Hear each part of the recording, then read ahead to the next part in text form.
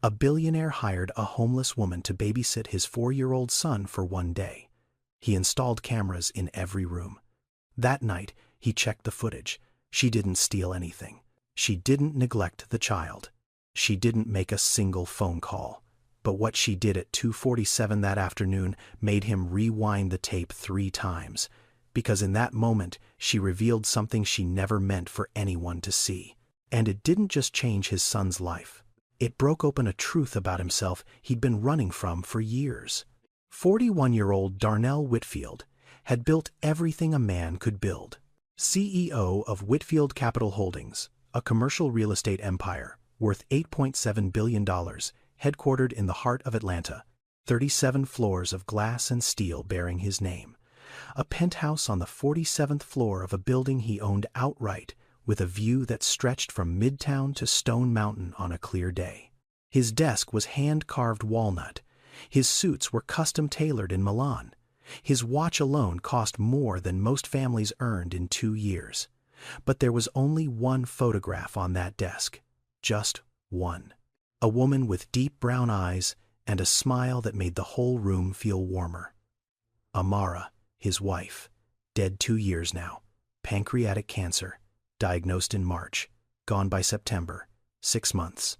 That was all the universe gave him to prepare for the rest of his life without her. Darnell came from nothing. Bankhead, Southwest Atlanta. The kind of neighborhood where ambition either saved you or buried you. His father left before he could walk. His mother, Lorraine Whitfield, raised him alone on a housekeeper's wages and a philosophy forged in survival. You don't need anyone, Darnell. Self-reliance is everything. People will let you down. Money won't. He'd carried those words like armor for 41 years, built his empire brick by brick with them, never asked for help, never leaned on anyone, never trusted a soul he hadn't vetted, verified, and contractually bound. And then Amara died. And the armor cracked, not visibly, not to the investors or the board members or the journalists who profiled him in Forbes. To them, Darnell Whitfield was granite, unshakable. A man who closed a $400 million deal 3 weeks after his wife's funeral and never missed a quarterly target. But inside that penthouse behind those floor-to-ceiling windows, the truth was quieter and far more devastating. His son Jalen was 4 years old, brown eyes like his mother, same dimple on the left cheek, same way of tilting his head when he was thinking. Before Amara died, Jalen talked constantly, full sentences by 2.5, singing songs in the bathtub, naming every car on the highway, asking why the moon followed them home. After the funeral, the words stopped. Not all at once. First, the songs disappeared, then the questions, then the full sentences shrank to fragments. Fragments became whispers, whispers became silence. By the time 6 months had passed, Jalen barely spoke at all. His pediatrician called it selective mutism, linked to grief trauma. His therapist said it was the brain's way of protecting itself from pain too large for a 4-year-old to carry. Darnell understood the diagnosis. He did not understand how to fix it. He hired babysitters, the best agencies in Atlanta, vetted, certified, background-checked, CPR-trained professionals who charged $200 an hour and came with glowing references. The first one lasted 3 weeks. Jalen refused to eat when she was in the room. The second lasted 9 days. She found him hiding under his bed at 2 in the morning, clutching Amara's old teddy bear, rocking in silence. The third quit after 4 days. Said the child made her feel like a ghost in his own home. 4, 5, 6, 7, each one more qualified than the last, each one defeated by the same thing. A little boy who had decided somewhere deep in the architecture of his grief that opening up to another person meant losing them, and he would not survive losing again. Darnell could buy buildings, he could buy companies, he could buy islands if the mood struck him. But he could not buy his son's voice back. He could not purchase trust or safety or the feeling of a mother's arms that no longer existed. Some nights, he stood in Jalen's doorway and watched his son sleep. The boy curled around that teddy bear like it was the last solid thing in his world. Amara's bear, still faintly carrying her perfume if you held it close enough. Darnell would stand there wanting to cross the room, wanting to lie down beside his son and hold him until the silence broke. But something stopped him every time. Some wall he didn't know how to climb. He had built an empire out of steel and numbers. But he could not build a bridge 3 footsteps long to reach his own child. The 7th babysitter quit on a Sunday evening. Left a voicemail because she didn't have the courage to say it to his face. "I'm sorry, Mr. Whitfield, but your son doesn't need a babysitter. He needs his mother. And I can't be that. Nobody can." Darnell played the message twice.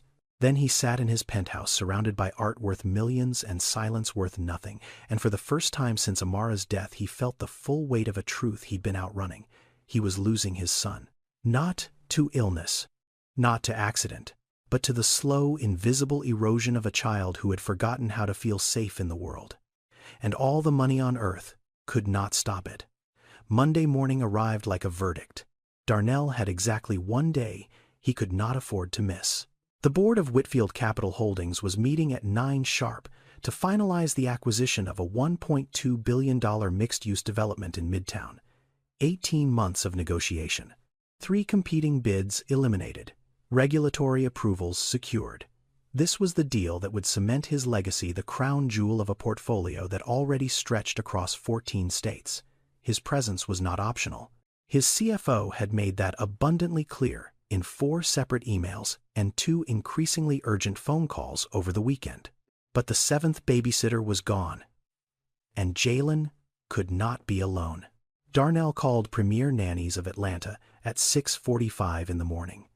The line rang 3 times before a woman answered, her voice carrying the careful politeness of someone about to deliver bad news. "Mr. Whitfield, I'm going to be honest with you. 7 caregivers in 7 months. That's a file no agency wants to touch. I can't send another person into that situation without more information. Without a behavioral assessment, without a transition plan." He tried 2 more agencies. Same answer, different words, same wall. His mother, Lorraine, was in Detroit visiting her sister, a 4-hour flight at best. Even if she left immediately, she wouldn't land until noon. Too late, far too late. At 7:02, with the clock grinding toward a meeting he could not miss and a child he could not leave, Darnell made one last call. Dr. Tanya Webb, Jalen's pediatrician. Not for a medical appointment, for help, for an answer, for anything. Dr. Webb picked up on the second ring. She listened without interrupting. Then she said something Darnell had never heard from any of the specialists, therapists, or childcare professionals he'd consulted over the past 7 months. Darnell's selective mutism in bereaved children isn't a choice. It's not defiance. It's not stubbornness. It's the brain's emergency shutdown. When a child loses their primary attachment figure, especially before age 5, the nervous system goes into a protective mode. Speech requires vulnerability. It requires trust that the world is safe enough to put your voice into. Jalen's brain has decided the world is not safe, so it locked the door. She paused. And here's what none of those agencies understand. Jalen doesn't need the most qualified person. He needs the safest person. Someone who won't push, someone who won't perform, someone whose presence feels like permission, not pressure. Sometimes, Darnell, that person comes from the last place you'd expect. He thanked her, hung up, sat in the silence of his kitchen where Amara used to sing while she cooked, where Jalen used to dance on the tile floor in his socks. Now the kitchen was spotless. Professional cleaners twice a week, every surface gleaming, and completely unbearably empty. He looked through the doorway into the playroom. Jalen sat cross-legged on the hardwood floor, Amara's teddy bear locked in his arms, his eyes open but focused on nothing. No sound, no movement. Just a 4-year-old boy holding on to the only thing that still smelled like the person who made the world make sense. Darnell grabbed his keys. Whatever he was about to do, he had to do it now. 7:15 in the morning, Darnell pulled his black Maybach into a gas station on the corner of Donald Lee Hollowell Parkway, 3 blocks from where he grew up. Bankhead. The neighborhood that raised him before money rewrote his address. He hadn't stopped here in years, maybe longer.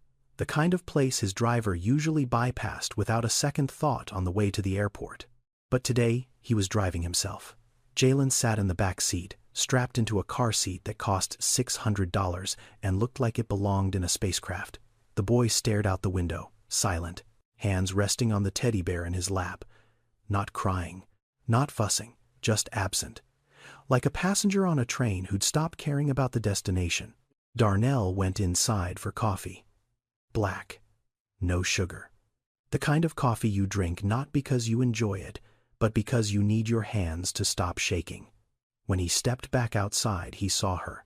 She was sitting on the concrete steps beside the entrance.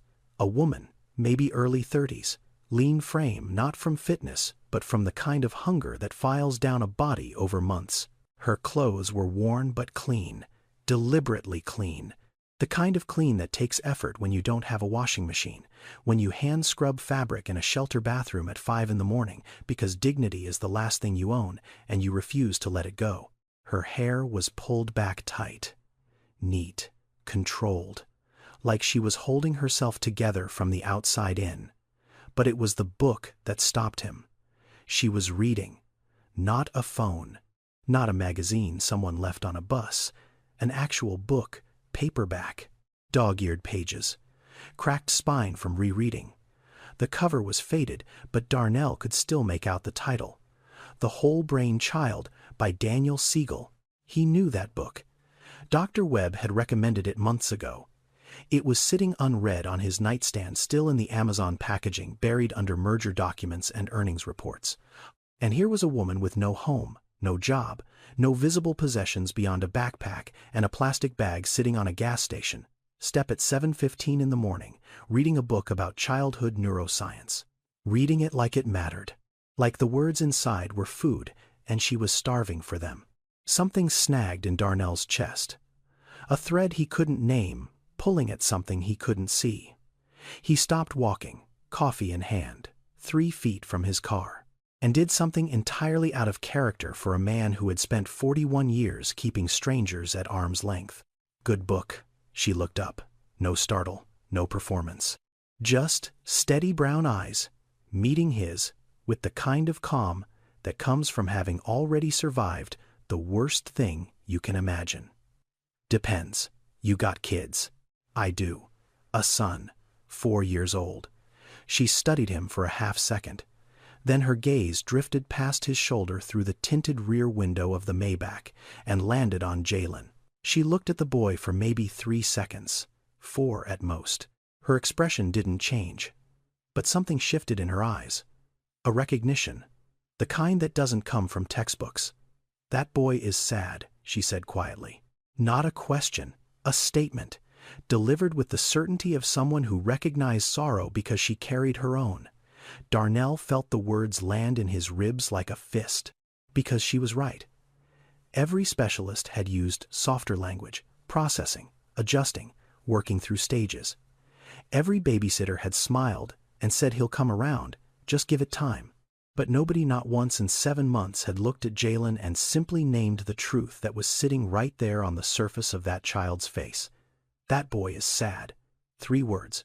And they cut through every layer of money and protocol and professional distance like a blade through paper. Darnell stood on the asphalt coffee, going cold in his hand, staring at a homeless woman who had just done in 3 seconds what 7 certified caregivers had failed to do in 7 months. She had seen his son, not assessed him, not diagnosed him, seen him, and something in Darnell, something he thought Amara had taken with her when she died, flickered back to life. He sat in the Maybach for 90 seconds, engine idling, hands on the steering wheel, brain at war with itself. The logical side, the side his mother had built, the side that closed billion-dollar deals and never made a move without a contingency plan, that side was screaming. She's a stranger. She's homeless. You know nothing about her. No background check. No references. No license. No credentials. This is reckless. This is irresponsible. This is everything you taught yourself never to do. But the other side, Amara's side, the side that believed in things you couldn't quantify on a spreadsheet. That side whispered something quieter. She saw him, Darnell. She looked at your son for 3 seconds and saw what you've been too afraid to name for 7 months. What does that tell you? He checked the rearview mirror. Jalen sat motionless, bare in his lap, eyes on nothing. Darnell opened the door, walked back to the concrete steps where the woman was still reading. She didn't look up until his shadow crossed the page. I need someone to watch my son today. Just today. One day. I'll pay $500. She closed the book slowly, looked at him like he'd spoken in a language she was still translating. I don't have ID on me. I sleep at the shelter on Jefferson Street. I know, Darnell said. And I have security cameras in every room of my home, every corner. You'll be monitored the entire time. But my son won't know that. To him, you're just someone who came to visit. Silence hung between them like a held breath. Why me? She asked. You don't know me. Because you saw something in my son that 7 trained professionals missed. Because you're sitting on a gas station step reading a book about how children's brains work. And because I'm out of options and out of time, and my gut is telling me something my head can't explain. Keisha Monroe studied his face. No gratitude, no eagerness, no desperation, just measurement. Like she was weighing him the same way he was weighing her. Then she said something that made Darnell's breath catch. I'll do it. On one condition. If your son doesn't want me there, I leave. No argument. No second chances. Children know who's safe and who isn't. You let him decide. Not you. Not me. Him. His mother's voice erupted in his skull like a siren. Never trust a stranger, Darnell. Especially someone who has nothing to lose. People without stakes are the most dangerous people alive.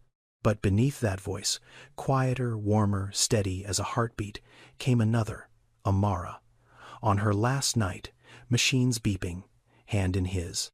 Eyes barely open, but locked on his like she was memorizing him for wherever she was going. Don't let Jalen forget how to love Darnell. Promise me. Don't let him turn into a fortress. He's just a little boy. He needs softness. He needs trust. Promise me. He'd promised. He'd broken that promise every single day for 2 years. Darnell looked at Keisha Monroe. Homeless, credentialless, unknown. Holding a dog-eared book about children's brains like it was scripture. Deal, he said. And the word felt like stepping off a cliff with no parachute and trusting the wind to carry him. The elevator opened directly into the penthouse. Keisha stepped out and stopped. Her sneakers met marble so polished she could see her own reflection staring back at her from the floor. The ceiling stretched up 14 feet. Floor-to-ceiling windows framed the Atlanta skyline like a painting nobody had bothered to hang. The living room alone was bigger than the entire shelter she'd slept in last night. Bigger than the apartment she'd lost. Bigger than any space she'd occupied in 3 years. Darnell moved quickly. Tour guide efficient. Kitchen's through there. Fridge is stocked. Help yourself to anything. Playroom is down the hall on the left. Jalen's bedroom is the second door. Bathroom across from it, he pointed. He listed. He rattled off information like a man who was already late because he was. Jalen sat on the playroom floor, cross-legged, teddy bear in his arms. He didn't look up when they entered. Didn't flinch. Didn't acknowledge that a stranger had just walked into his world. He simply existed in his corner, like a small island surrounded by an ocean of hardwood and silence. Darnell knelt down. Hey buddy, this is Miss Keisha. She's going to hang out with you today while Daddy goes to work. Okay, nothing. Not a blink. Not a nod. Just the bear held tighter. Darnell looked at Keisha. She saw it in his eyes. The apology. The shame. The quiet terror of a father who didn't know how to reach his own son. He'll be fine, Keisha said. Go. Darnell hesitated for one more second. Then he left. The front door clicked shut. The elevator hummed. And then it was just Keisha and a 4-year-old boy in a penthouse that cost more than she would earn in 10 lifetimes. She didn't walk toward him. She didn't crouch down and introduce herself with a bright voice and a big smile the way every babysitter before her probably had. She didn't pull out a toy or suggest a game or ask him what he wanted to do. She did none of that. Instead, Keisha walked to the opposite corner of the playroom, about 10 steps away from Jalen. She sat down on the floor, cross-legged, mirror image of the boy without meaning to be. She reached into her bag, pulled out her book, the same battered paperback she'd been reading at the gas station, and opened it to a dog-eared page, and she read. No words, no eye contact, no pressure, just presence. Quiet, steady, unthreatening presence. Like a tree planted at the edge of a field, not moving toward anything, not demanding anything, just there. The penthouse was silent, except for the hum of the climate control system and the occasional creak of the building settling 47 stories above the earth. Keisha turned pages. Jalen held his bear. Neither looked at the other. Neither moved. 5 minutes. 10. 15. 20. At the 20-minute mark, something shifted. Not a sound. Not a word. Just a movement so small you'd miss it if you weren't paying the kind of attention Keisha was paying. Jalen's eyes moved. A quick sideways glance. Fast. Furtive. Like a deer checking whether the figure at the edge of the clearing was dangerous.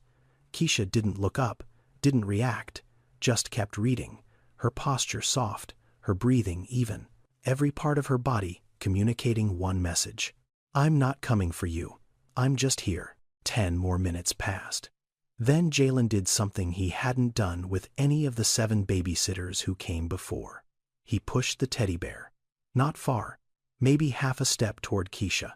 Then he pulled his hands back to his lap and went still again. Keisha saw it.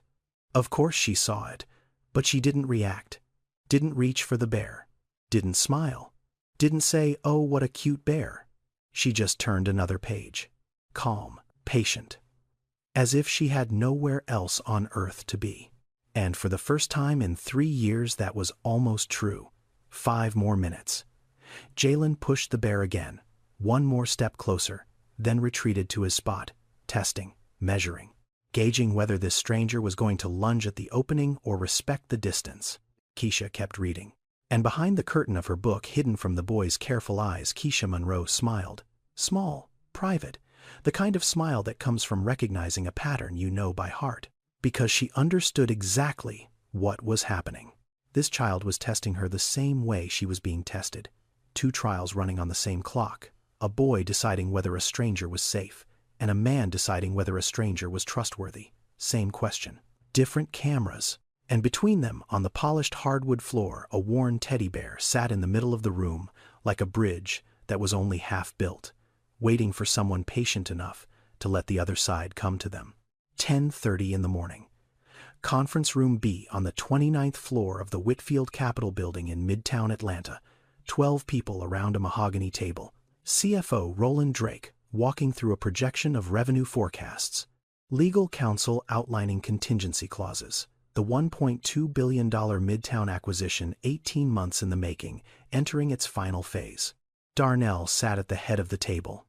Custom suit, titanium pen. The posture of a man in complete control. But under the table his phone was already open. The Nanny Cam app glowed on the screen. 4 feeds, 4 camera angles, living room, playroom, kitchen, hallway. Tiny squares of footage streaming in real time from 47 floors above the city. He glanced down. Playroom camera. Keisha sat on the floor, reading. Jalen sat in his corner. Bear in his lap. Neither had moved. Darnell frowned. She's not doing anything. No interaction. No engagement. No toys. No conversation. She's just sitting there reading a book on my floor.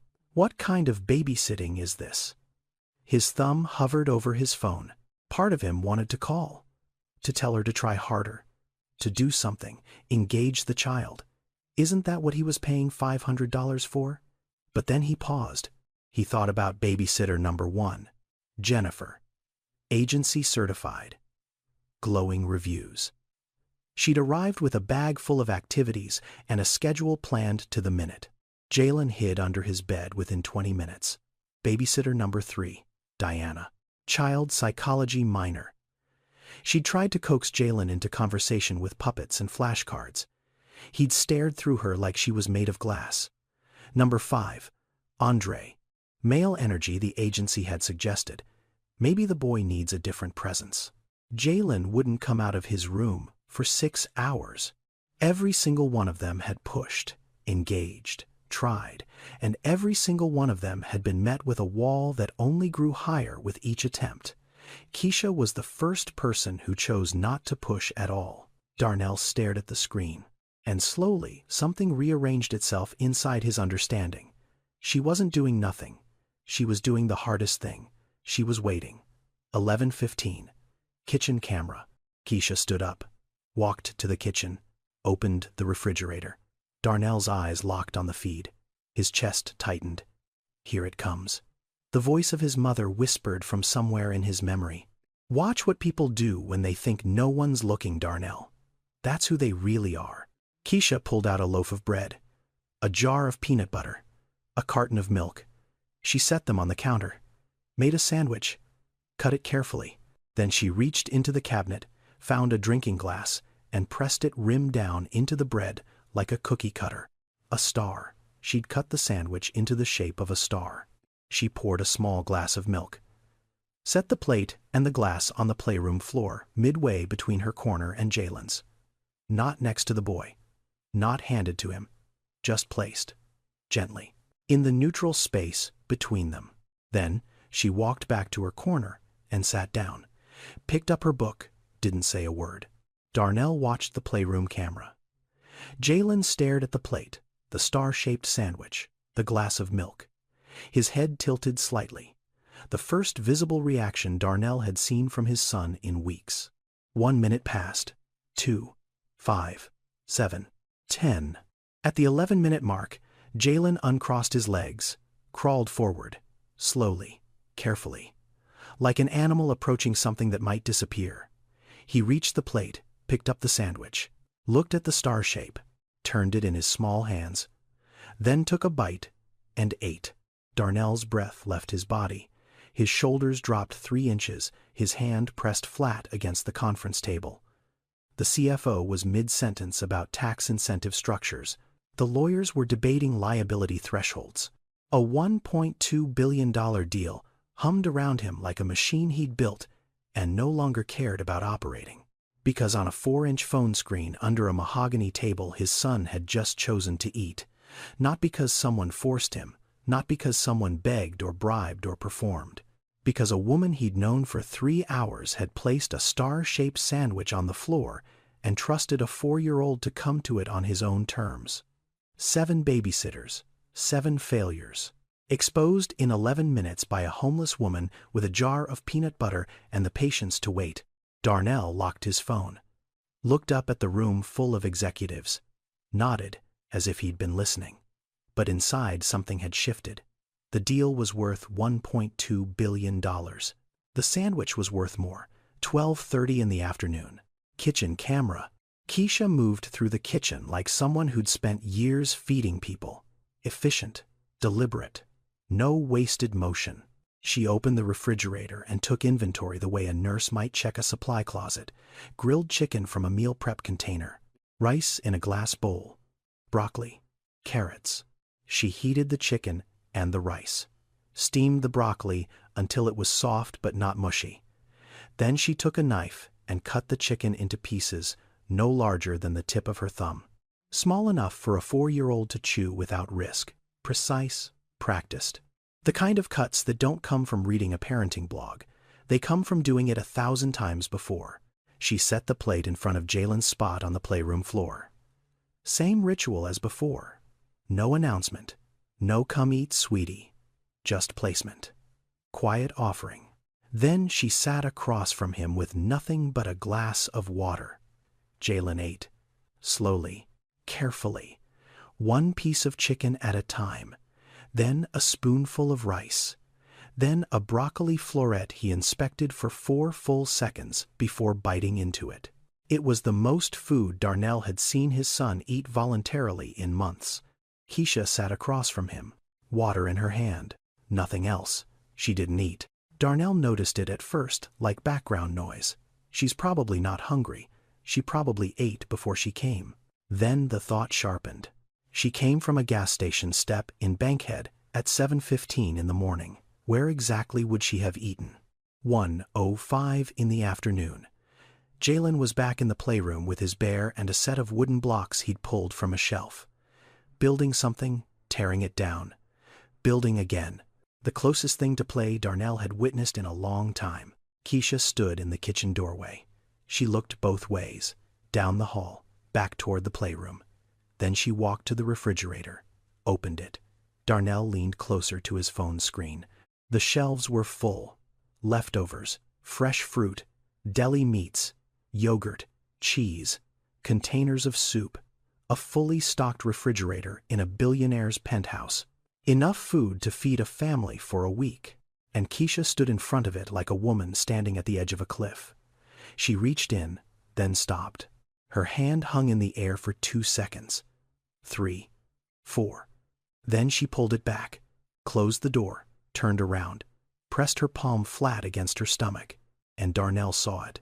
The slight tremor in her fingers, the way her jaw tightened, the almost invisible press of her hand against her midsection, the universal gesture of a body reminding its owner that it needed fuel. She was hungry, visibly physically hungry, standing in front of a refrigerator full of food that no one was watching, no one was counting. No one would have noticed if she'd taken a piece of chicken, a slice of bread, an apple, anything. The camera was running, but she didn't know he was watching. She didn't know anyone would ever review this footage. As far as Keisha Monroe knew, she was completely alone with a sleeping child and a refrigerator that could have fed her for the first time in who knows how long, and she chose not to take. Darnell set his phone down on the conference table. His hand was shaking, not with anger, not with suspicion, with something he couldn't name, something that felt like the opposite of everything his mother had taught him. Lorraine Whitfield's voice crawled through his mind like smoke. The ones with nothing are the most dangerous, Darnell. They'll take whatever isn't nailed down and come back for the nails. But the woman on the screen hadn't taken a thing. She had served a child she didn't know, cooked food she wouldn't eat, stood before abundance she couldn't access in her normal life, and walked away from it with trembling hands and an empty stomach. Not because someone was watching, but because that's who she was when no one was. And somewhere in the basement of his certainty, a crack appeared in a wall Darnell had spent 41 years building. 2:30 in the afternoon. Living room camera. Jalen was asleep on the sofa, his small body curled into the cushions, teddy bear locked under one arm, breathing slow and even. The kind of sleep that only comes when a child's nervous system has decided even briefly that the world is safe enough to let go. Keisha stood over him. She pulled a throw blanket from the back of the couch and draped it over his body, carefully, the way you cover something precious. She tucked the edges around his shoulders, checked that his face was clear, that his breathing was unobstructed. Then she placed her hand on his forehead, just for a moment, checking for warmth, the instinct of someone who'd done this before, not for a job, for love. She stepped back, looked at him for a long moment, then turned and walked to the bathroom, closed the door behind her. Camera angle switched. Bathroom feed, high mount. The frame showed the upper half of the room, sink, mirror, Keisha's face and shoulders. She stood at the sink, both hands on the counter, head down, breathing. For 30 seconds, nothing happened, just breathing, deep, controlled, the kind of breathing people do when they're trying to keep something locked inside their chest from escaping. Then, at exactly 2:47 in the afternoon, Keisha Monroe sat down on the bathroom floor. She pulled her knees to her chest, wrapped her arms around them, and broke. Not gently, not quietly. This wasn't a tear rolling down a cheek. This was the kind of crying that comes from the deepest floor of a person, the sub-basement, where grief stores everything you've refused to feel for months, maybe years. Her shoulders shook. Her hands clamped over her mouth to muffle the sound. Every muscle in her body contracted around a pain she would not let escape that room. She cried like a woman who hadn't allowed herself to cry in front of anyone in a very long time.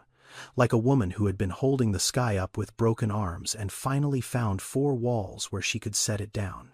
Even if only for a moment. Darnell watched from his office. Alone now. Door closed. Meeting adjourned. The footage played on his laptop screen. He watched her shoulders heave, watched her hands press harder against her mouth, watched her rock slightly on the tile floor like a child self-soothing in the dark. Then she stopped. She went still, wiped her face with the back of her hands, stood up, turned on the faucet, splashed cold water on her cheeks, looked at herself in the mirror, and Darnell saw her lips move, barely. A whisper meant for no one but the woman in the glass. "Not today. He needs you. Get up."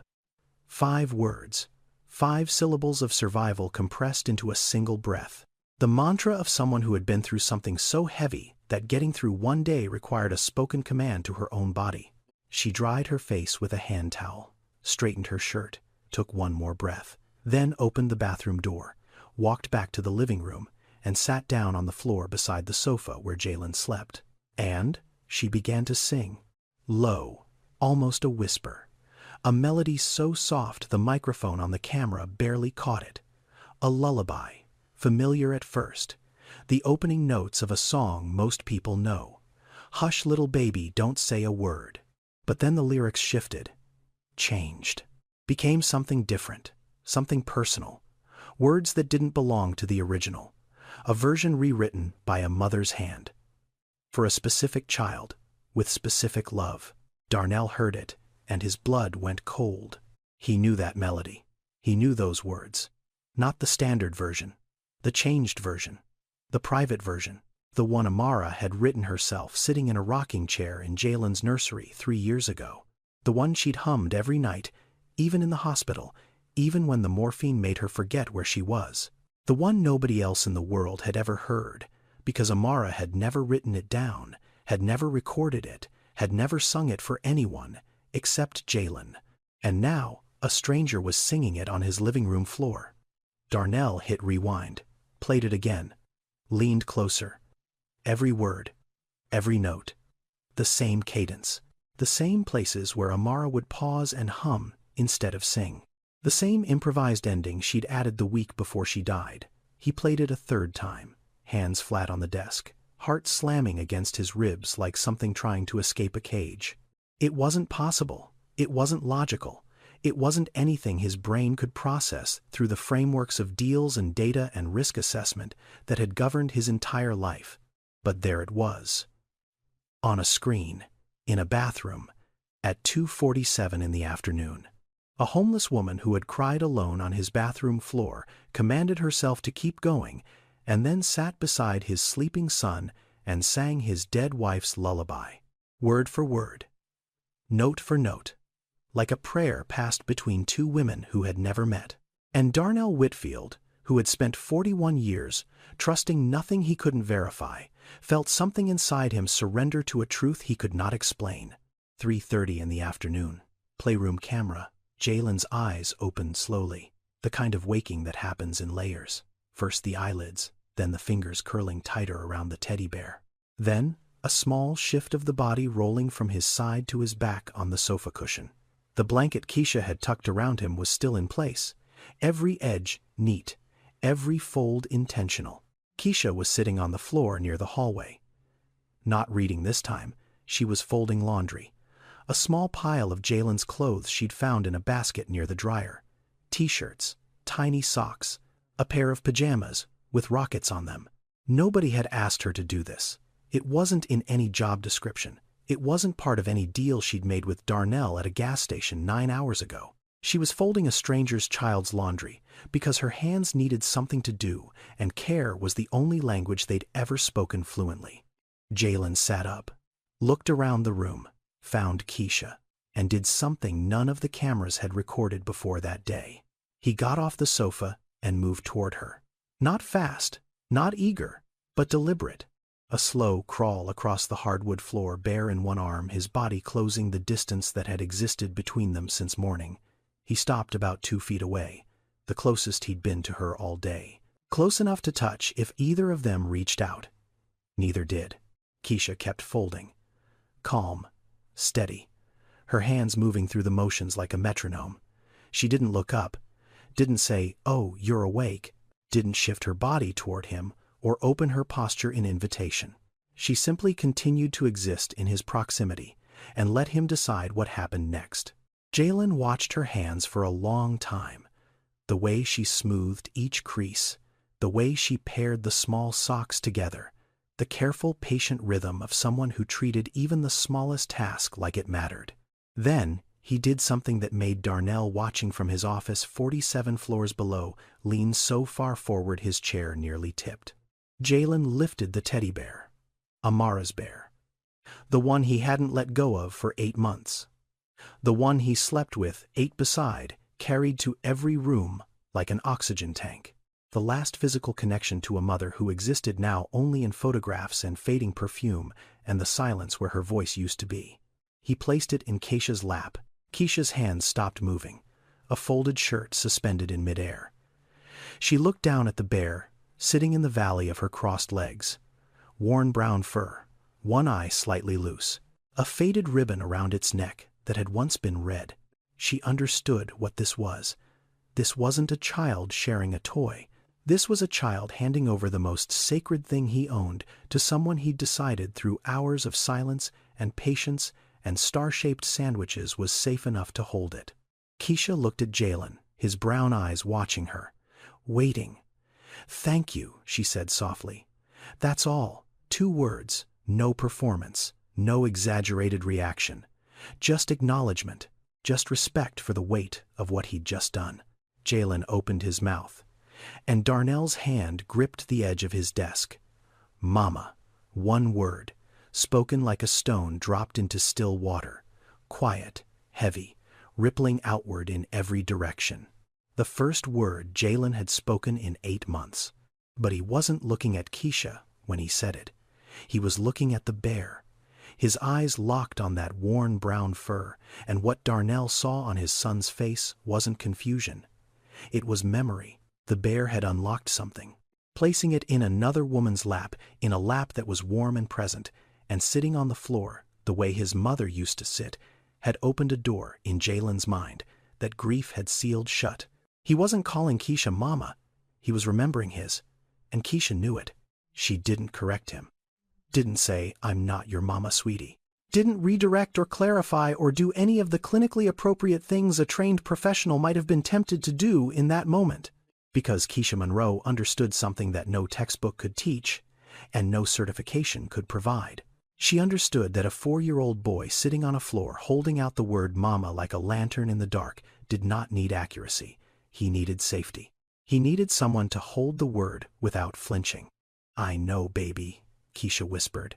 "I know you miss her." And she opened her arms. Not wide, not dramatic, just enough. An invitation, not a demand. The way you hold open a door for someone and let them choose whether to walk through. Jalen crawled into her lap, curled against her chest, and cried. Not silent tears. Not the muted internal grief he'd been carrying like a backpack full of stones for 8 months. This was sound. This was a 4-year-old boy, finally allowing his body to make the noise that matched the pain. A wail that started in his belly and rose through his chest and broke open in the air of a penthouse that had been drowning in silence for 2 years. Keisha held him, both arms. The bear pressed between them, and she cried too. Not for herself, though she had every reason. Not for her own loss, though it lived in her bones every second of every day. She cried because she recognized this sound. She knew it like her own heartbeat. The sound of a child grieving someone they cannot get back. She'd heard it in her own chest every night for 3 years. And hearing it from this boy, this small stranger who had chosen her lap as the place to finally break, cracked open something in Keisha that she thought had calcified beyond repair. In child psychology, there's a concept called earned secure attachment. It means the moment a child allows themselves to feel pain in the presence of another person. Not because the person fixed anything, not because the person performed comfort or offered solutions, but because the person was simply there, consistent, unthreatening, patient enough to let the child come to them on their own terms. Keisha hadn't done anything extraordinary that day. She'd read a book, made a sandwich, folded laundry, waited. And in that waiting, she'd given a 4-year-old boy the rarest thing in his world. Permission to hurt out loud. Darnell watched from his office, tears running down his face. His son's voice, the voice he hadn't heard in 8 months, filling the room through a laptop speaker. One word, Mama.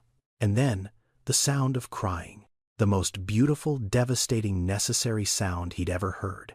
If this moment is breaking your heart the way it broke mine, take a second to subscribe. Now let's find out who Keisha Monroe really is.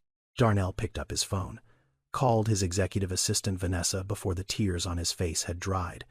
I need you to find everything you can on a woman named Keisha Monroe, 33 years old, currently staying at the shelter on Jefferson Street. Everything, Vanessa. Employment, history, education, family records, everything. Silence on the other end. Then, carefully. Do you want me to contact the police? Mr. Whitfield, did something happen? No. Darnell's voice was steady, but the edges were frayed. Nothing happened. I just need to understand something. 2 hours later, Vanessa sent a file to his encrypted email. 7 pages. Public records. Employment verification. Academic transcripts. A newspaper clipping from the Atlanta Journal-Constitution dated 3 years prior. Darnell opened it in his office. Door closed. Camera feed still running on the second monitor. He read the first page, and his breath stopped. Keisha Denise Monroe. Born August 14, 1993. East Point, Georgia. Graduated Spelman College, 2015. Bachelor of Science in Nursing, Dean's List. 3 semesters. National Black Nurses Association Scholarship recipient. Employed at Grady Memorial Hospital, Atlanta. Pediatric Nursing Unit. 6 years. Performance evaluations consistently rated exceptional. Specialized in trauma-informed care for children with developmental and emotional needs. Certified in pediatric advanced life support. Trained in play therapy and nonverbal communication techniques for children experiencing selective mutism. Darnell read that last line twice. She wasn't guessing. She wasn't improvising. She wasn't a random woman on a gas station step who happened to be kind to children. She was a trained pediatric nurse who had spent 6 years caring for kids exactly like Jalen. Every choice she'd made today, the distance, the silence, the parallel presence, the food placed without pressure, every single thing had been deliberate, professional, rooted in years of experience with children who had lost the ability to trust. He turned the page, and the air left the room. A newspaper clipping. Small. 2 paragraphs. From the community section of the AJC. Zuri Elise Monroe. Age 5. Daughter of Keisha Monroe of East Point. Passed away on March 11th after a 2-year battle with acute lymphoblastic leukemia. She is survived by her mother. A celebration of life will be held at Cascade United Methodist Church. Darnell sat back in his chair, closed his eyes. Let the information settle into him like rain into cracked soil. 3 years ago, Keisha Monroe had lost her daughter, 5 years old, the same age Jalen would be in 11 months. Leukemia, 2 years of hospitals and treatments, and hope held together with tape and prayer, and then gone. The pages after that told the rest. Employment termination, 4 months after Zuri's death. Inability to perform duties in the pediatric unit. A note from her supervisor expressing deep sympathy but citing repeated absences and emotional distress that compromised patient safety. Loss of health insurance. Eviction notice 3 months later. A spiral that no safety net caught because the system wasn't built to catch women who fall apart from the inside out. And the lullaby. Darnell understood now. Keisha had sung that song to Zuri. Her own version. Her own words. The way mothers do when the original lyrics aren't personal enough, aren't specific enough, aren't soaked in enough of their particular love for their particular child. She had rewritten the song the same way Amara had. Not because they knew each other, not because of some supernatural connection, but because 2 mothers in 2 different worlds had loved their children with the same ferocity. And that ferocity had shaped the same melody into nearly identical words. 2 women. 2 children, 2 versions of loss, 1 song. Darnell looked at the camera feed. Keisha was sitting on the playroom floor. Jalen beside her now. Not in her lap anymore, but close. Leaning against her arm, bare in his hands. Quiet again, but differently quiet. The silence of a child who had cried himself empty and found for the first time that emptiness could feel like relief instead of absence. She wasn't a stranger. She was a mirror, a mother without a child caring for a child without a mother. And somewhere in the space between those two losses something was growing that Darnell could not name but could not deny. He closed the file, looked at his hands, looked at the screen, and for the first time in 2 years Darnell Whitfield did not know what to do next. Not as a CEO, not as a strategist, not as a man who controlled outcomes, but as a father. As a human being standing at the edge of something too large for money to measure and too important for logic to contain. 6:03 in the evening. Kitchen camera. Keisha moved through the penthouse like a woman erasing herself. Methodical, thorough, the kind of cleanup that doesn't come from house pride, but from practice. From years of occupying spaces that don't belong to you, and learning to leave them exactly as you found them. She started in the kitchen, washed every dish she'd used, dried them, put them back in the cabinets in the exact position she'd found them, wiped down the counters with a paper towel, folded the paper towel neatly and placed it in the trash, closed the trash lid, pushed in the kitchen stool. She moved to the living room, refolded the throw blanket and draped it over the back of the sofa at the precise angle it had been that morning, straightened the couch cushions, picked up the wooden blocks Jalen had played with, and returned them to the shelf in the playroom, arranged by size the way they'd been before she arrived. Then she found the teddy bear. Jalen had set it down on the floor near the spot where she'd been sitting all day. The spot that now, even though she'd moved, still seemed to pull the boy closer. She picked up the bear gently, held it against her chest for a moment, breathed in, then placed it back on the playroom floor in the exact spot where Jalen always kept it, right side up, ribbon straightened. She was removing every trace of herself, every fingerprint of her presence. Not because she was hiding something, but because this was what she knew. Shelters, temporary beds, spaces that belong to other people. You use them carefully, and you leave them clean, and you don't assume you'll be invited back. That was the unwritten rule of a life lived on borrowed ground. But then she stopped. Camera angle. Kitchen counter. Keisha sat down on the stool she'd just pushed in. Reached into her bag, the same backpack she'd carried from the gas station. She pulled out a piece of paper, wrinkled, torn from a notebook, and a pen. A single ballpoint pen with a chewed cap, the kind you pick up from a bank counter or a doctor's office lobby. She began to write.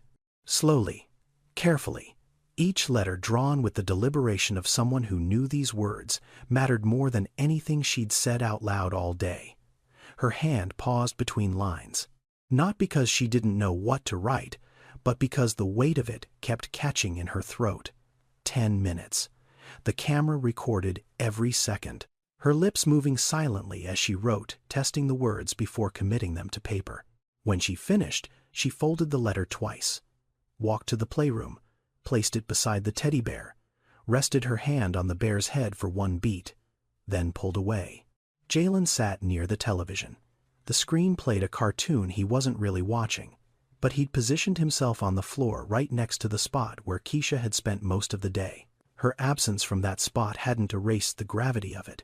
He orbited the place she'd been like a planet that had found its sun and didn't yet know it had moved. Keisha stood in the hallway near the elevator. She looked back at the penthouse one final time. The marble floors, the 14-foot windows, the skyline burning orange in the early evening light. A home worth more than she would earn in 100 lifetimes. A home that for 8 hours had felt impossibly like somewhere she belonged. She took one breath, held it, let it go. Then she spoke. Soft, barely audible, meant for no one alive in that room. Thank you, Zuri. Mama can still do this. Mama can still love. The elevator doors opened. She stepped inside. The doors closed behind her, and Keisha Monroe disappeared from the 47th floor like smoke through a window crack. No goodbye, no payment collected, no forwarding address, just a folded letter, a clean kitchen, and a 4-year-old boy who had spoken for the first time in 8 months because a stranger sat on his floor and waited. The $500 Darnell had left on the hall table sat untouched. crisp bills fanned out exactly the way he'd placed them that morning. She hadn't taken a cent. 6:45 in the evening. The elevator opened into the penthouse, and Darnell stepped out. The first thing he noticed was the silence. But it was a different silence now, not the oppressive, suffocating quiet that had lived in this apartment since Amara died. Something had shifted. The air itself felt lighter, like a room that had been holding its breath all day and finally exhaled. Jalen sat on the playroom floor, bear in his arms. But the way he held it had changed. Before today, the boy clutched that bear like a life raft. Rigid, desperate. White-knuckled grip on something he was terrified of losing. Now he held it softly, against his chest. The way you hold something you love, rather than something you're afraid will disappear. Keisha was gone. Darnell knew it before he looked. The apartment was too still, too clean, too restored. He walked to the hallway table. The $500 sat there untouched. 5 crisp $100 bills. Every one of them exactly where he'd placed them at 7:45 that morning. She'd spent 11 hours in his home, fed his son, folded his laundry, sat on his floor for hours without complaint, cried alone in his bathroom, sang a lullaby that shouldn't have existed, and left without taking a single dollar. His mother's voice tried to surface, tried to say something about strategy, about playing the long game, about people who refuse money now to take more later. But the voice was thin, weak, a candle flame in a windstorm. Darnell saw the letter. It sat beside the teddy bear on the playroom floor. A piece of notebook paper folded twice, slightly wrinkled at the edges. He picked it up. His hands were already unsteady. He unfolded it. The handwriting was neat, but not perfect. Careful but trembling at the edges, the way handwriting looks when someone is trying very hard to hold themselves together while putting something important into words. Dear Jalen, you do not know me, and that is okay. But I want you to know something. Your mama is still here. She is in every breath you take. She is in every tear you cry. She is in that bear she gave you, in the way it smells, if you hold it close enough, in the way it feels against your cheek when you sleep. I know what it is like to miss someone so much your body forgets how to work. My little girl Zuri left me 3 years ago. She was 5. She had eyes like yours. She used to hold her stuffed bunny the same way you hold that bear. Some days I still forget how to breathe. Some mornings I wake up and reach for her before I remember she is gone. But today, sitting with you, I remembered something I had been trying so hard to forget. Love does not leave. It just changes shape. It becomes the air you cannot see but always breathe. It becomes the warmth you feel when no one is holding you. It becomes the voice in your head that says you are going to be okay, even when everything says you are not. Your mama did not leave you, baby. She could never leave you. She just moved from the outside to the inside, and she is in there, right behind your heartbeat, waiting for you to be ready to hear her again. Be brave, little one. You are not alone. You never were, Miss Keisha. Darnell set the letter down on the floor. His hands were shaking. Not the controlled tremor of a man suppressing emotion in a boardroom. This was different. This was the shaking of a man whose entire operating system had just been rewritten by a piece of notebook paper and a ballpoint pen from a bank lobby. He looked at Jalen. His son looked back at him. Brown eyes. Amara's eyes. Clear, present, not empty. Not absent. Here. Darnell did something he had not done once in the 2 years since his wife died. He sat down on the floor. Not on the couch. Not in the armchair. Not at the kitchen counter with his phone and his emails and his deals. On the floor, cross-legged, 3 feet from his son. Exactly the way Keisha had sat that morning. Same position. Same distance. Same silence. He didn't reach for Jalen. Didn't pull him close. Didn't say I love you, or it's going to be okay, or any of the phrases he'd been throwing at this child for months, like keys at a lock that none of them fit.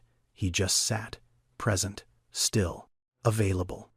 The way a woman he'd known for 12 hours had taught him without saying a single word. Jalen looked at him, at his father, sitting on the floor for the first time, down at his level, beneath the desk and the deals and the empire. Just a man, just a dad, sitting on the floor with his son, and Jalen spoke his second word of the day. Dada. Soft, almost a whisper, but it landed in Darnell's chest like a thunderclap, like a door opening after 2 years of knocking, like the first drop of rain after a drought so long you forgot what water sounded like. Darnell Whitfield, CEO of an $8.7 billion empire, a man who had closed deals with heads of state and never flinched, broke apart on his playroom floor, shoulders shaking, tears falling onto the polished hardwood, his hand reaching out, trembling and resting on his son's small knee, the first voluntary contact between them in months. Jalen didn't pull away. He looked at his father's hand, looked at the tears, and slowly, with the careful deliberation of a child deciding to trust the world one more time, he placed his own hand on top of his father's 2 hands. One large, one impossibly small, resting on a 4-year-old's knee on the floor of a penthouse that had finally, for the first time since Amara left, begun to feel like a home. And between them, Amara's teddy bear, and beside it, a folded letter from a woman who had nothing left in the world except the ability to love, and had given it freely, without being asked, without being paid, without even staying long enough to see what it had done. 7:23 the next morning, Darnell pulled his Maybach into the gravel lot behind the Jefferson Street shelter. No driver, no assistant, no Vanessa with her clipboard and her caution. Just a man in a plain jacket who hadn't slept more than 40 minutes the night before. The shelter was a converted church fellowship hall. Cinder block walls painted beige a decade ago. Metal cots visible through cloudy windows. A hand-painted sign near the entrance read Capacity 64. Below it, someone had taped a piece of paper. Currently full. Waitlist open. Keisha sat on the front steps. Same backpack. Same posture. Same book in her hands. The whole brainchild, its spine cracked deeper than yesterday, pages soft from being turned too many times by hands that had nothing else to hold. She looked up when his shadow crossed the concrete, and the first thing out of her mouth wasn't hello. I didn't take the money, she said. Her voice was steady, but her eyes were already building walls. I want you to know that. I didn't come to your home for money. I came because you asked, and your son needed someone, and I could help, that's all. I know, Darnell said.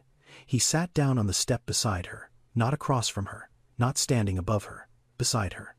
On concrete that was cold and cracked, and nothing like the marble in his penthouse. I'm not here about the money. Then why are you here? Because of the letter. Keisha went still, her fingers tightened on the book's cover. Darnell reached into his jacket and pulled out the folded piece of notebook paper, held it between them the way he'd held the $500 the morning before. But this time the gesture meant something entirely different. You wrote that love doesn't leave, that it just changes shape. He paused. I need to know how you know that. Not from a book, not from a theory. How do you know that? Silence. The shelter door opened behind them, and a woman in scrubs walked out heading to a night shift somewhere. Traffic passed on Jefferson Street. A pigeon landed on the railing and left again. Keisha closed the book, set it on the step beside her, and began to speak. I grew up in East Point, 4 miles from where you found me yesterday. My mama raised 3 of us by herself. Daddy was gone before I turned 2. She worked 2 jobs. Housekeeping at the airport hotel during the day, stocking shelves at a grocery store at night. I was the oldest. I was watching my brother and sister by the time I was 9, cooking dinner, checking homework, braiding my sister's hair for school. She looked at her hands. That's where I learned. Not from school, not from a degree, from being 9 years old and responsible for people smaller than me, who needed someone to make the world feel safe. I got a scholarship to Spelman. Nursing, graduated 2015, got hired at Grady Memorial, pediatric unit, 6 years. I loved it. Not the way people say they love their jobs at dinner parties. I mean, I loved it the way you love breathing. Those kids were everything to me. The ones nobody else wanted to sit with. The scared ones. The ones who wouldn't talk. The ones who flinched when you reached for them. I knew how to be with them because I'd been one of them. Her voice dropped. And then I had Zuri. My daughter. Born healthy. 7 pounds 4 ounces. Full head of hair. Loudest cry in the delivery room. She was perfect. She was mine. And for 3 years everything made sense. A pause. Long enough for the traffic to cycle through a red light and back to green. They found it when she was 3. Acute lymphoblastic leukemia. The doctor said the word, and I remember thinking he must be talking about someone else's chart. Someone else's daughter, because my daughter just learned to ride a tricycle last week. My daughter just told me she wants to be a butterfly when she grows up. Not a doctor, not a princess. A butterfly. How does a child who wants to be a butterfly have cancer? 2 years. 2 years of hospitals and treatments, and nights sleeping in a chair next to her bed, listening to machines beep. 2 years of watching my baby fight, something no child should have to fight. She was brave. Mr. Whitfield. Braver than me. She never complained. She just kept asking me to sing to her. The same song every night. Our song. The one I made up for her when she was a newborn because the regular words never felt like enough. Darnell's breath caught. The lullaby. The one the camera had recorded. The one that matched Amara's version note for note. Zuri died on March 11th, 5 years old. I held her the whole time. Sang the song until she stopped breathing. And then I kept singing because I didn't know how to stop. The nurses had to take her from me. I wouldn't let go for 45 minutes. They had to pull my hands off her body, and I kept singing into the empty air. Keisha's jaw tightened. Eyes dry. The tears had been cried out years ago. What was left was something harder, something forged. After that, I couldn't go back to the pediatric unit. I tried, 3 times. Every time I walked in and saw a sick child, I saw Zuri. I couldn't separate it. My supervisor understood. She gave me time. But time ran out. The hospital had policies, absenteeism, performance standards. They let me go with a letter of sympathy and a box of my things. Insurance ended 30 days later. I couldn't afford Cobra. Couldn't afford the apartment without insurance covering my antidepressants. Missed 2 months of rent. Eviction. Then the shelter. Then the wait list. Then the street on bad nights. She looked at Darnell. I'm not homeless because I'm lazy, Mr. Whitfield. I'm homeless because the system doesn't have a place for grief. There's no leave policy for a broken heart. Nobody holds your apartment while you learn how to live without your child. Nobody pauses the bills while you remember how to breathe. Nearly 1 in 3 women in shelters like this one had steady work before everything collapsed. We're not failures. We're people who fell and found out the net has holes in it. Darnell sat on that step and let every word settle into him like stones dropped into water, each one sinking deeper than the last. He thought about the nanny cam footage, about the way Keisha had cut chicken into pieces small enough for a 4-year-old to chew safely, about the way she'd known to wait, to not push, to let Jalen come to her. 6 years of pediatric nursing. 6 years of children who flinched and wouldn't speak. She'd spent her entire career learning the exact skills his son needed, and then life had stripped everything from her except the knowledge itself. He understood the lullaby now. 2 mothers, 2 different lives, 2 children, loved so fiercely that the standard words of a standard song couldn't contain it, so both women had done the same thing. Rewritten the lyrics, made them personal, made them theirs.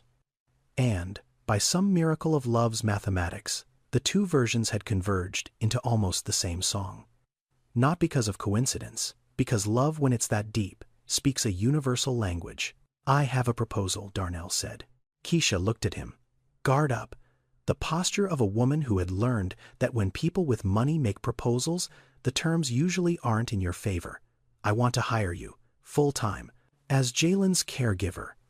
Not a babysitter, not a temp, a real position. Employment contract, salary, health insurance, and a place to live. There's a 1-bedroom unit on the 4th floor of my building. It's been empty for 2 years. It's yours. Keisha opened her mouth. Darnell raised one hand. I'm not finished. The position comes with a condition. I want you to go back to nursing. Jalen needs you now, and I need you now. But you need your career. Long-term. Permanently. I'll cover the full cost of recertification. Emory has a program. Night classes. You take care of Jalen during the day. You study at night. When you're ready to go back to the hospital, you go, and I'll find someone else for Jalen. But until that day, we need you. He paused. Both of us. Keisha stared at him. The walls in her eyes flickered. Not falling yet, but shaking. Why do you trust me? You've known me for 1 day. You don't know anything about me except what's in a file. Darnell pulled out his phone, opened the Nanny Cam app, turned the screen toward her. She saw herself, on the bathroom floor, hands over her mouth, shoulders shaking, then standing, splashing water, looking in the mirror, whispering 5 words. I watched everything, Darnell said quietly. I saw you cook for my son and not eat. I saw you stand in front of a refrigerator full of food and close the door with shaking hands. I saw you cry alone on my bathroom floor when you thought nobody was watching. And then I heard you tell yourself to get up, because he needed you, a child you'd known for 6 hours. His voice cracked. And then I watched you sing my wife's lullaby to my son, the song nobody else in the world was supposed to know, and you sang it like you'd written it yourself, because in a way you had, for a different child, in a different life, but the same love. He set the phone down. My mother taught me never to trust strangers. She said people with nothing to lose are the most dangerous people alive, and I believed her for 41 years. But my wife taught me something different. Amara said that sometimes grace shows up in disguise, that miracles don't look the way you expect, that the person who saves you might be the last person you'd choose. He looked at Keisha. Yesterday, I chose to believe my mother. I put cameras everywhere. I treated you like a suspect. I watched every move you made and waited for you to prove her right. His jaw tightened. You proved her wrong. Every single hour. Every single frame. You proved her wrong with a star-shaped sandwich and a closed refrigerator and a lullaby. And today, I'm choosing to believe Amara. Keisha's face changed. Not dramatically, not a collapse, just a slow dissolution of something she'd been holding rigid for 3 years. The walls in her eyes trembled once more, then cracked, then fell. She cried. Not silently, not behind closed doors, not with her hands clamped over her mouth to keep the sound inside. She cried in front of another human being, on a shelter step, in broad daylight, with traffic passing and pigeons landing and the world doing absolutely nothing to mark the significance of this moment. It was the first time Keisha Monroe had cried in front of anyone since the night she held Zuri's body and wouldn't let go. 3 years of solitary grief, 3 years of bathroom floors and bitten pillows and silent breakdowns in places no one could see. And now, sitting on concrete next to a man she'd met 24 hours ago, she let someone else witness her pain. Darnell didn't touch her, didn't put his arm around her, didn't say it's going to be okay. He sat beside her and let her cry the way she had let Jalen cry, present, still, unhurried. The way someone sits with pain they respect too much to rush. When the tears slowed, Keisha wiped her face with the back of her hand, looked at him, red-eyed, raw, stripped of every defense. Darnell extended his hand, palm open. Keisha looked at it. A hand that signed contracts worth hundreds of millions. A hand that built an empire from a neighborhood 4 miles from where they sat. A hand that was offering not charity but partnership. Not rescue but a road. She took it. Her grip was trembling but firm. The handshake of a woman who had been drowning for 3 years and just felt something solid beneath her feet. Deal, she said. And on a cracked concrete step in front of a shelter on Jefferson Street, 2 people who had both lost everything that mattered made an agreement that would change both of their lives. Not with a contract, not with lawyers. With a handshake and a word and the terrifying, impossible decision to trust. Month 1. Keisha moved into Unit 412. A one-bedroom on the 4th floor of the same building where Darnell's penthouse occupied the top. Clean, simple, laminate counters. Builder-grade carpet. A window that faced east catching the morning sun. It wasn't luxury, it was stability. And for a woman who'd slept on a metal cot for 11 months, stability felt like a cathedral. She started with Jalen 5 days a week. Same approach as the first day. Quiet presence, patience, no pushing. The playroom floor became their territory. Keisha with her book, Jalen with his bear. The distance between them shrinking a little more each day. Week 2.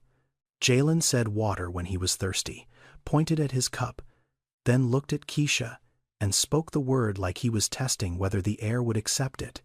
She filled the cup without fanfare. No celebration, no clapping. Just a glass of water handed to a boy who had asked for it with his voice.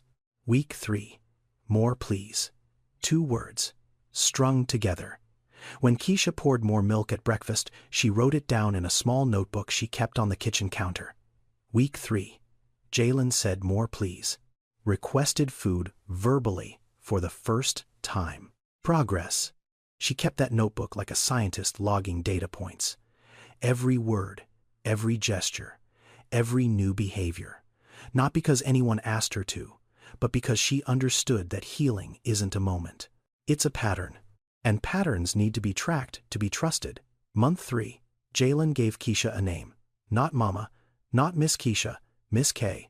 He said it on a Tuesday morning, standing in the playroom doorway, bare under one arm, looking at her with those brown eyes that were starting to hold something other than absence. Miss K. Pancakes. 3 words. A name.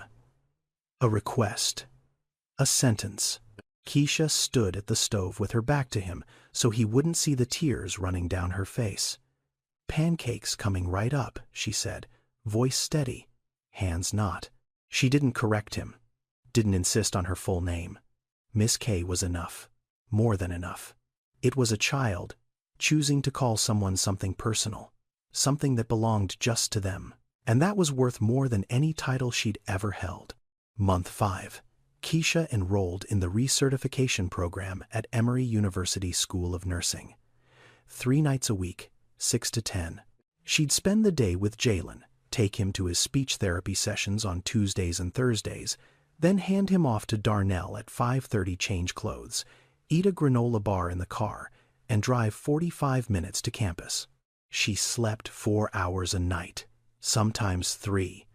But there was something in her eyes that Darnell noticed during those months. A brightness. Not the brightness of someone well-rested. The brightness of someone who has a reason to be tired. Purpose-driven exhaustion looks different from despair-driven exhaustion. It stands straighter. It moves faster. It doesn't apologize for taking up space. Month 8. A Tuesday afternoon, Darnell's phone rang, Jalen's preschool. He answered expecting a problem. Instead, the teacher, Mrs. Calloway, was laughing. "Mr. Whitfield, I have to tell you what happened today. We were doing show and tell." Jalen stood up in front of the whole class. He held up a drawing of a butterfly.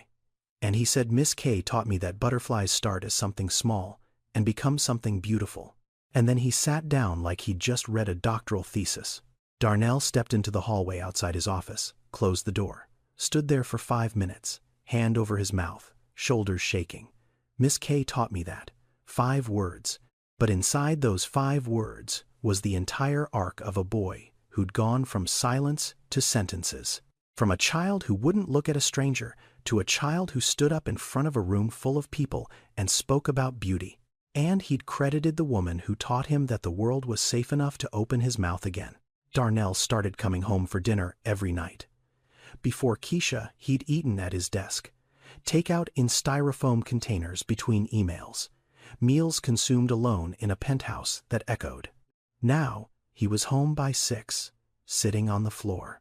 Lego towers with Jalen. Spaghetti that Keisha made from a recipe she'd learned from her mother. The 3 of them around a table that had been empty for 2 years. He called his mother on a Sunday evening. Lorraine picked up on the first ring, the way she always did. The way mothers do. "Mama, there's someone I need to tell you about." He told her everything. The gas station, the cameras, the lullaby, the letter, the bathroom floor, all of it. Lorraine listened without interrupting. When he finished, the line was silent for a long time. "You trust this woman?" Lorraine asked. Her voice was careful, measured, the voice of a woman who had spent 67 years building walls to protect her son. "I do," Darnell said, completely. Another pause. Then, softer than he'd heard her speak in decades, "If you trust her, I'll try." Lorraine flew to Atlanta 2 weeks later. She walked into Darnell's penthouse wearing her Sunday dress and the expression of a woman preparing to find every flaw in the foundation. She shook Keisha's hand with the grip of a retired boxer, looked her up and down, sat on the couch with her purse on her lap like a shield. 10 minutes of small talk. Stiff. Careful. 2 women circling each other like diplomats negotiating terms. Then Jalen ran into the room. "Miss K, come see. I built a castle." Keisha knelt down. Jalen took her hand and pulled her toward the playroom, chattering, animated, alive. A boy who 8 months ago had been a silent island in the middle of a marble ocean, now dragging the woman who'd built a bridge to him out of nothing but patience and peanut butter sandwiches. Lorraine watched from the couch. 20 minutes. She watched Keisha sit on the floor with Jalen, watched her grandson laugh, heard his voice fill the apartment like sunlight through a window that had been boarded up for years. At the 30-minute mark, Lorraine Whitfield set her purse on the floor, walked to the playroom doorway, and looked at Keisha with eyes that were full. "You remind me of me," she said quietly, her voice breaking at the edges like ice in spring.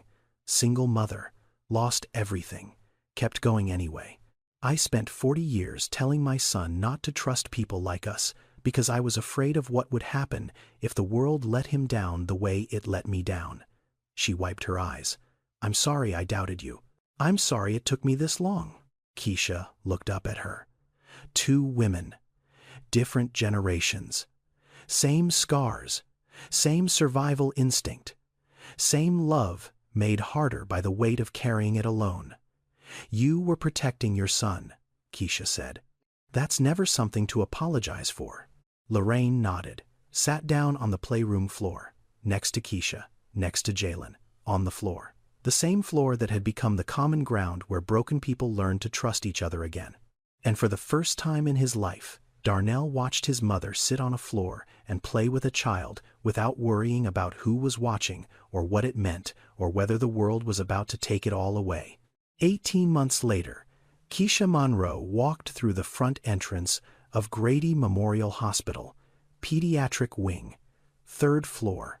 The same hallway she'd walked out of 3.5 years ago carrying a cardboard box of personal items and a grief so heavy it bent her spine. The nurses at the station saw her first, then the charge nurse, then Dr. Patrice Coleman, the attending physician who'd written Keisha's termination letter with tears in her own eyes. One by one they stood. Someone had placed a bouquet of sunflowers on the counter. Zuri's favorite flower, they remembered. Keisha stopped in the doorway, the same doorway, the exact threshold where her old life had ended and her free fall had begun. She looked at the floor, took one breath, then another. The first step across that threshold was muscle memory. The second step was harder. The second step required choosing to walk back into a room full of sick children, knowing exactly what it costs to love someone small and fragile and not guaranteed. She took the second step, and the hallway erupted in applause. 3 weeks later, Darnell stood at a podium in the ballroom of the Four Seasons Atlanta. 200 people, investors, hospital administrators, social workers, city officials, press. He announced the creation of the Zuri Monroe Foundation, named not for himself, not for his company, not for his brand, for a 5-year-old girl who loved butterflies and died in her mother's arms while a lullaby played. The foundation's mission was specific, not broad philanthropy, not vague goodwill, targeted support for women in healthcare professions who had lost their careers due to mental health crises, grief, or caregiving burnout. Emergency housing, recertification scholarships, counseling, job placement, a net built to catch the people the system let fall. And, sitting in the front row, wearing scrubs, because she'd come straight from her shift, was Keisha Monroe, not as a guest, not as a beneficiary, as the foundation's program director. because no one in that room understood the holes in the net better than a woman who'd fallen through every one of them. That night, after the cameras left and the ballroom emptied, Darnell sat alone in his penthouse. Jalen was asleep in his room, door open, nightlight on. The sound of a 5-year-old breathing steadily drifted down the hallway like proof that the world still worked. Darnell opened his laptop, pulled up the Nanny Cam archive, scrolled back. 18 months, found the date, found the timestamp. 2:47 in the afternoon. He pressed play. There she was, Keisha, on the bathroom floor, knees to her chest, hands over her mouth, shoulders shaking with a grief she refused to let anyone hear. A woman who had lost everything sitting in a stranger's bathroom, breaking apart in the only private space she could find, then standing, splashing water, looking in the mirror, and whispering 5 words to her own reflection. Not today. He needs you. Get up. Darnell watched it one more time, then closed the laptop. He had installed those cameras to catch a thief, to confirm his suspicion, to prove that a homeless woman given access to a billionaire's home would take whatever she could and disappear. But what the cameras actually caught was proof of something else entirely. Evidence that goodness exists even when no one is watching, especially when no one is watching. That a woman with nothing can stand in front of abundance and choose restraint. That a stranger can hold a child's grief like it was her own. That love survives the worst thing that can happen to a person and still finds a way to reach across the distance and touch someone new. The Nanny Cam was designed to watch her, but in the end it was Darnell who finally saw himself clearly for the first time. This story is a work of fiction. The names, characters, places, and events are products of imagination or used fictitiously, but the issues it explores are not. Childhood trauma is real. Selective mutism affects thousands of children in the United States who have experienced loss or abuse. Most of them are not defiant. They are not difficult. They are protecting themselves from a world that took something they cannot replace. Homelessness among working women is real.